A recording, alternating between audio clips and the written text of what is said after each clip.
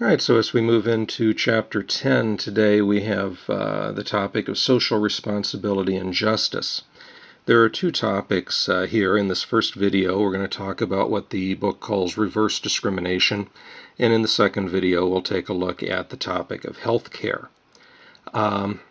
Reverse discrimination, as the book defines it, is simply to use race, sex, or handicap as the determining factor in the hiring process. The simple fact is that our history in this country is one that has not always been fair to all individuals, despite what the original intention in the Declaration of Independence or the Constitution might have said. And because of that, there has been a lot of discrimination towards various groups of people. And so in the 1960s, there was an attempt to try to change all of that. A program called Affirmative Action went into place, and it had a lot of very important concepts that needed to be addressed. But it also had one very questionable and often challenged idea, and that is the notion of a quota system. The idea that we should be required to hire a certain number of minorities, a certain number of women, a certain number of disabled individuals in order to meet a government-mandated requirement. Now we're going to look at this, in this case, at three different individuals. We're going to look at Ronald Dworkin, who is one of the first people back in the 60s to advocate for this idea of reverse discrimination. We're going to take a look at George Scheer, who has an article in your book at page 354. And the third voice is my own in an article that I sent to you in your Blackboard. So I want to start with Ronald Dworkin. And Dworkin is going to argue that reverse discrimination is necessary in order to make up for past wrongs.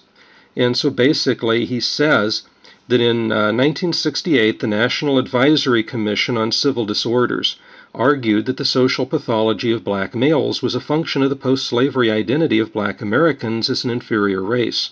In order to combat the evils of racism, the NACCD argued that a transformation in the status, income, and power of black Americans had to occur.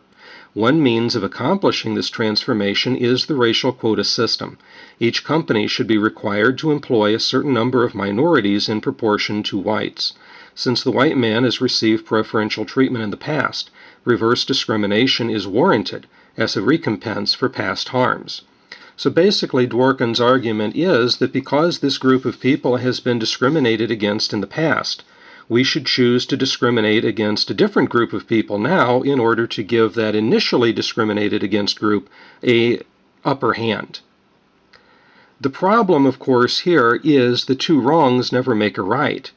If it was wrong to discriminate in the past towards one group, it's just as wrong to discriminate now in the present towards another group. It also produces a problem because if we use reverse discrimination in this hiring process, then we're hiring an employee based upon their skin color rather than their ability. And this policy could potentially lead to hiring someone who is less qualified over someone who is more qualified, simply to meet an imposed minority quota. The owner, the hiring manager, would be just as foolish to discriminate now because the applicant is white as he would have been to discriminate in the past because the applicant is black. The owner or hiring manager needs to be able to hire the most qualified applicant, regardless of racial identity. That should have nothing whatsoever to do with the topic. Now, George Scheer, in your book, is going to make a counter-proposal. He also believes that something needs to be done to address this problem. But, like I just said, Scheer argues that two wrongs are never going to make a right. It can't be about the past. As he says here, reverse discrimination must be justified in the present rather than in the past. Essentially, the gist of his argument is contained in my objection 2. It's unfair to use race as a criteria in the hiring process as a recompense for past harms because many of the individuals who will be discriminated against will not be part of the original groups creating the harm. Racial inequality stems from the system of slavery that infested the American continent until 1865. While it is true that most black Americans are descended from slaves, very few white Americans are descended from slave owners. So we can't punish a group for the crimes of their ancestors when many of their ancestors were innocent. The defense of reverse discrimination, therefore, does not reside in the past but in the present. Because of past attitudes, the black person of today is unable to compete. They've not had the same opportunities that the white person has in that they've been raised in poorer neighborhoods, perhaps being denied adequate housing, food, or clothing. They've also been denied access to better schools, which can yield better grades, and that makes further education improbable. So in order to make up for these present inadequacies, the black person must be given an advantage simply to compete in the free market economy against his white counterparts. And so Scheer is making that argument that we have to move the issue away from the past and into the present. But the problem here seems to be, at least to me, that Scheer is arguing that social conditions determine our life. And that's not the case. As I make in my reply here, the argument attempts to distinguish itself from the first one by moving the issue from the past to the present, but in reality this second argument is grounded in the past. It's because of past racism that the black person of today is at a disadvantage.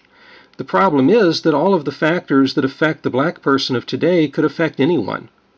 There are many white Americans, as well as Latino Americans, and so on, Native Americans especially, who are denied adequate housing, food, clothing. Many of these people have attended poorer schools where there was more emphasis placed on survival than there was on education. We could argue that these white Americans are at the same disadvantage, yet reverse discrimination doesn't work for them, it works against them. This argument is also, I think, objectionable because it says that social conditions determine a person's life. And the fact is that the opportunities exist there for every individual to achieve. Now, granted, it's more difficult for some people than it is for others, but this simply means that the disadvantaged person may have to work a little bit harder in order to achieve the standard. But through hard work and determination, there is no reason that any individual should not be able to compete of their own accord without the helping hand of reverse discrimination. And so we come to my counterposition and proposal, which is to say that reverse discrimination itself is immoral and cannot be justified. So I write, on the contrary, the Declaration of Independence states that all men are created equal. They are endowed by their Creator with the right to life, liberty, and the pursuit of happiness. Each individual has the same opportunity to work and to strive for the life they desire. In addition, many state laws now declare that the state shall not discriminate against or grant preferential treatment to any individual or group on the basis of race, sex, color, ethnicity, or national origin in the operation of public employment, public education, or public contracting. In other words, jobs are going to be won or lost based on merit and nothing else. And that is exactly the way that it should be. And so my proposal is that we should hire an individual based solely upon their qualifications and their ability to do the job, without any reference to the question of race. When we maintain quotas and other such measures, we're really prolonging racism rather than to help end it. It used to be that Catholics couldn't get jobs, or Jews, or Irish, or Chinese. There was no quotas, no reverse discrimination needed to change that. A Catholic rose to be a president. A Jew was a vice presidential and now a presidential candidate. Few people consider these distinctions any longer. Job applications are forbidden to ask the question, what is your religion? But they always include the statement, what is your race? By raising this question, we make race an issue where it shouldn't be. Whether a person is black, white, red, or yellow has no bearing on that person's ability to do a given job. What it does is to bring the issue to the forefront of the mind. Why can't we just tick off a box that says human and leave it at that? And so that's my first basic point, is that the quota system prolongs racism rather than helping to end it. We should be doing everything we can to move past this way of thinking. But yet instead, we're shoving the idea of race into people's face. What we don't seem to understand is that in terms of biology, there is no difference. The only race is the human race. When we talk about racial differences in other ways, what we're really doing is talking about a socially defined concept, one that was created, made up artificially, so that one group could feel superior about themselves by putting down another group. But that is not the biological truth. The biological truth is that there is one race, the human race. So if we did away with this talk of race, we would help to end racism instead of prolonging it. Now, in addition to prolonging the issue of racism, the quota system also lowers and debases the minority. Effectively, the use of reverse discrimination says to the applicant that he's not good enough to get the job on his own. To know that you're only employed because of the color of your skin is a humiliating situation which perpetuates the stereotype, even amongst members of the minority group, that they are inferior and cannot survive without this advantage. So, the quota system, it lowers and debases the minority as well. It says to you that you're not good enough. And when you're told that enough, you believe it. And so this works against the betterment and the well-being of all people to be put in that situation.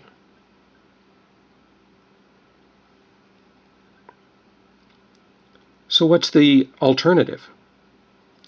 Well, rather than prolonging racism through reverse discrimination, I would propose to help end racism by eliminating reverse discrimination and allowing the individual to be hired based upon their qualifications and their ability to do the job. To this effect, I argue that the question of race should be stricken from all applications, and that a blind review process be imposed in the initial stages of the hiring process. Now, granted, the hiring manager will have to meet the applicant in person at some point, but if the manager has had the opportunity to review the merits of this person without concern for quotas, then it should hardly matter what color the applicant turns out to be when he has found the best person for the job. The fact is that we continue to push this issue of race into people's face, not realizing the harm that we're doing by doing so. If we got rid of it, then people could be treated as human beings and not as statistics. We look at the idea of the application process. Why does it have to say on an application, are you white, are you black, are you Hispanic, are you Native American? Why is that necessary? It's necessary now because the government demands it, but why should they? All they're doing is perpetuating the problem. How would you feel if you found out that the only reason you got this job, it wasn't because you were qualified for it. It wasn't because you were the best person for the job. You only got it because they needed to fill a government mandate. They don't really want you there. That's not going to make you feel very good about yourself. It's not going to bring you job satisfaction. Wouldn't you prefer to know that you got the job because you were the best qualified person for it, and that they really wanted you to be there? Isn't that what's going to build up your self-esteem and make you feel good about yourself? So let's take that issue off of there. What I suggest is a blind review process in the applications. In academia, for example, when we want to submit a paper to a journal or to a conference, it goes through what we call a blind review process.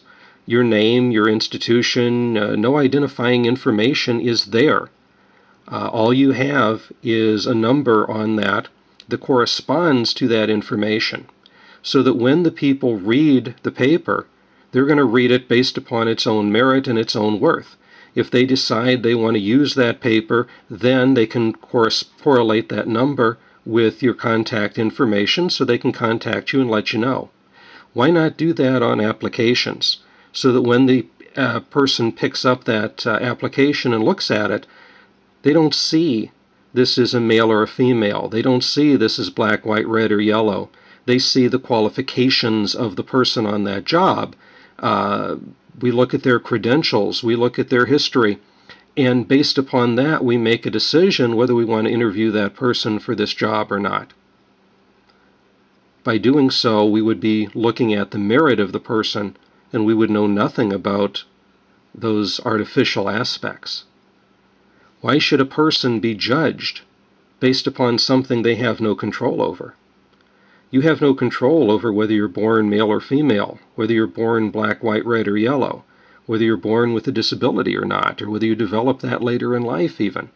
These are things you have no control over, so you shouldn't be judged on those. You should only be judged on those things that you have control over. What did you do in terms of your education? What did you do in terms of your work history? What are you capable of? That's where we need to put the emphasis.